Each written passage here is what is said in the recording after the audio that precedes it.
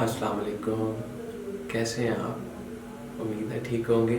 हमने वासिफ़ अली वासिफ़ साहब की किताब दिल दरिया समंदर को पढ़ना शुरू किया हुआ है और आज जो मज़मून हमारे सामने है उसका उन्वान है रफ़ाक़त, क़ुर्बत। रफ़ाक़त की तमन्ना सरशस्ते आदम है। इंसान को हर मकाम पर रफ़ीक की ज़रूरत है। जन्नत भी इंसान को तस्कीन नहीं दे सकती अगर इसमें कोई साथी ना हो, कोई और इंसान ना हो, कोई हमराज ना हो, कोई सुनने वाला ना हो, कोई सुनाने वाला ना हो। आसमान पर भी इंसान को इंसान की तमन्ना रही और ज़मीन पर भी इंसान को इंसान की तलब से मुफर मुमकिन नहीं। तन्हाई सिर्फ उसी को ज़ेब देती है जो लाशरीक है, जो माँ बाप और औलाद से बेनियाज है। लामकाम में रहने वाला तन्हा रह सकता है, लेकिन ज़मीन पर रहने वाला तन्हा नहीं रह सकता। ये इंसान की ज़रूरत भी है और इसकी फितरत भी। इंसान किसी मकाम पर तन्हा नहीं रह सकता।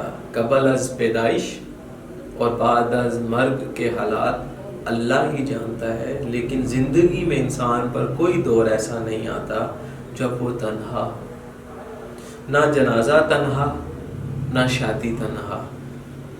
रात के गहरे सन्नाटे में अपनी कुर्सी पर अकेला बैठा हुआ इंसान भी अकेला नहीं होता। इसे माजी की सदाएं आती हैं, उसके साथ वो नज़ारे होते हैं जो इसके सामने नहीं होते।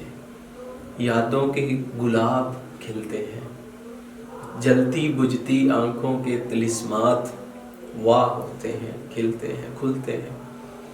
हसीन पैकरों के खतूत उभरते हैं, डूबते हैं। गुजरे हुए अयाम फिर से रुखसत होना शुरू हो जाते हैं। खुश्क शाखें ज़ख्मों की तरह फिर से हरी हो जाती हैं और इस सन्नाटे में आवाज़ें ही आवाज़ें आनी शुरू हो जाती हैं और यूँ तन्हाई में तन्हाई ही मुमकिन नहीं रहती। रफ़ाक़त की अफादियत समझने के लिए ज़रूरी है कि इंसान अपनी सिफ़ात और अपनी सलाहियतों का जायज़ा ले। हमारी हर सलाहियत रफ़ाक़त की मोहताज है। हमारी गोयाई समात रफ़ीक की मोहताज है। हमारी समात आवाज़ दोस्त की मुंतज़िर रहती है। हमारी निगाह दोस्त के चेहरे से खुराक लेती है।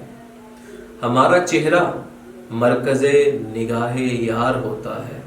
हमारे अफ़कार दोस्त को रोशनी देते हैं और हम इसकी फ़िक्र से परवरिश पाते हैं। दिल हमारा होता है और दर्द दोस्त का।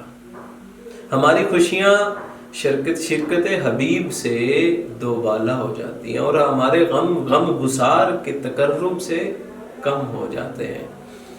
दोस्त की तवज्जो और उसका ताउन हमें अरूज की मनाजिल से आशना कराता है। हमारे मंसूबे हमारी ज़िंदगी में और हमारी ज़िंदगी के बाद भी हमारे दोस्त की निगरानी से परवान चढ़ते हैं। दोस्त से गुफ्तगू हिकमत व दानाई के रमूज़ आश्कार करती है। हमारे ज़ाहिर व बातिन का निखार जमाले हमनशी से मुतासिर होता है। हमारी इबादत भी रफ़ाक़त से सादत हासिल करती है। हमारी तमाम दुआएं इज्तिमाई हैं और इज्तिमा की बुनियाद रफ़ाक़तों के फैज़ से ही कायम है। वो इंसान जिसने रफ़ीक से वफ़ा ना की, किसी से वफ़ा नहीं कर सकता, न दीन से, न खुदा से, न खुद अपने आप से।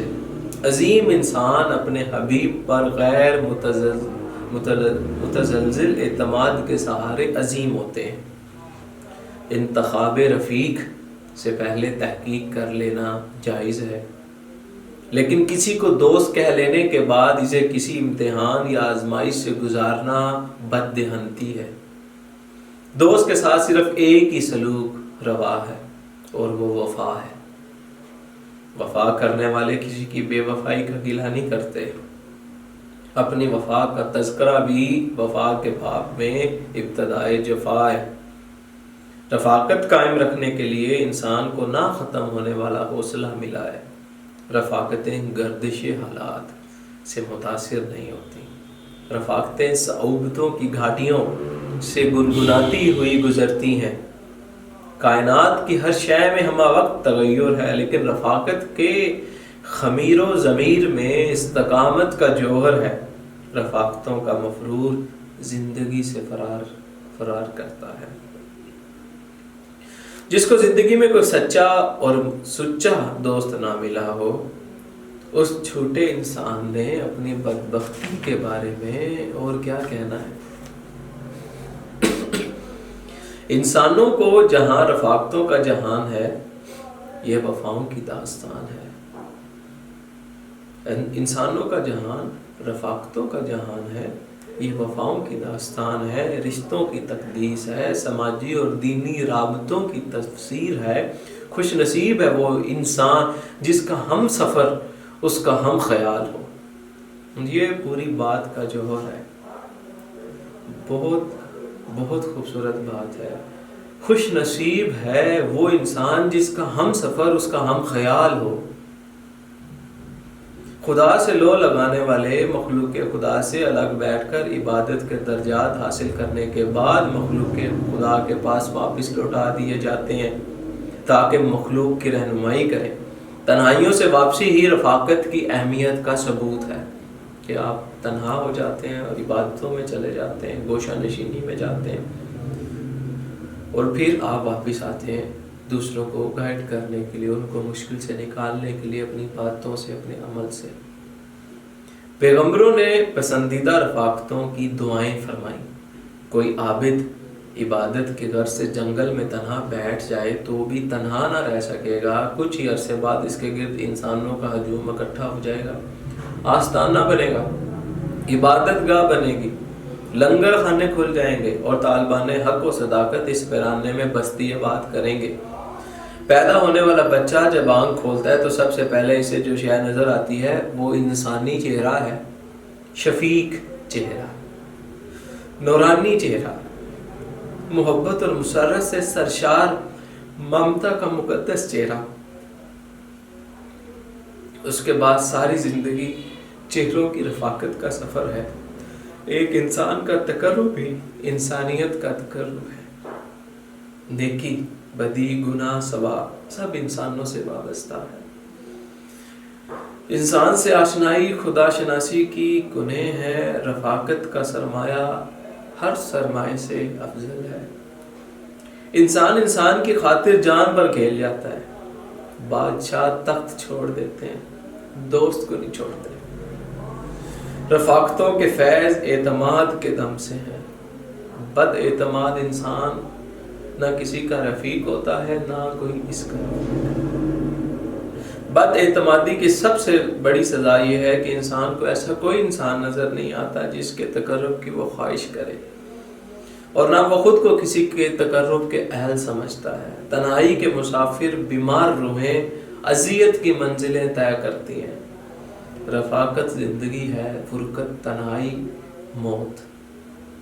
آج کے مشینی دور نے انسان کو انسان سے دور کر دیا ہے. رفاقت بشری سے محروم انسان مال اور اشیاء کی محبت میں گرفتار ہے. وہ نظریات کا قائل ہے، انسان کا قائل نہیں ہے.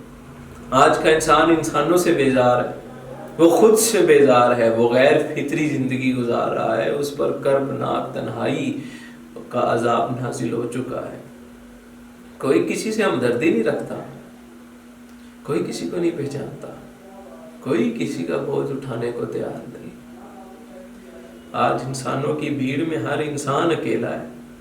ایسے ہی جیسے ایک وسیع سمندر میں بے شمار جزیرے ایک دوسرے کے آس پاس لیکن ایک دوسرے سے ناشناس.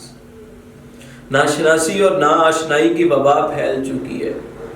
کوئی کسی کا پرسان حال نہیں ہے.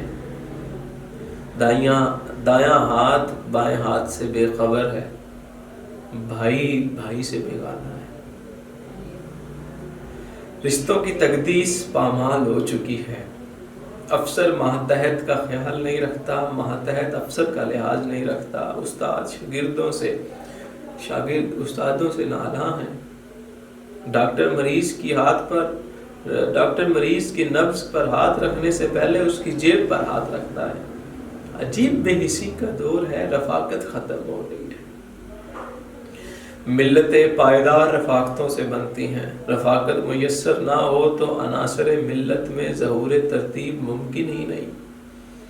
اینٹ کا اینٹ سے ربط ختم ہو جائے تو دیواریں اپنے بوجھ سے گرنا شروع ہو جاتی ہیں۔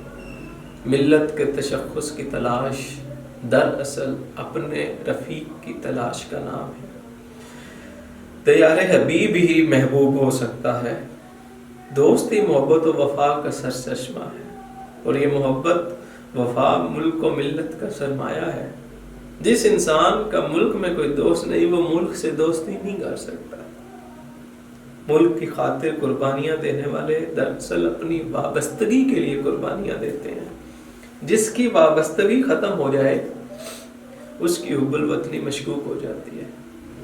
کارواں کو غبار راہ میں چھوڑ کر کسی نامعلوم منزل پر پہنچنے والا رہنما دراصل راہزن ہے۔ رہبر وہی ہے جو قافلے کو شادابی منزل سے آشنا کرے۔ زندگی کا خوبصورت میلہ سنگت کے دم سے ہے، سنگت نہ ہو تو اس میلے میں ہر انسان اکیلا ہے۔ یہ میلہ خوش نصیبوں کا میلہ ہے۔ خوش نصیب وہ ہے جو کسی انسان کی تلاش میں سرگرداں ہے، خوش نصیب وہ ہے جو کسی کا منتظر ہے، خوش نصیب وہ ہے جو رفیق طریقت کے ہمراہ میلے پر نکلا ہے۔ دل میں رفاقت کی روشنی نہ ہو تو چراغوں کے میلے کس کام کے؟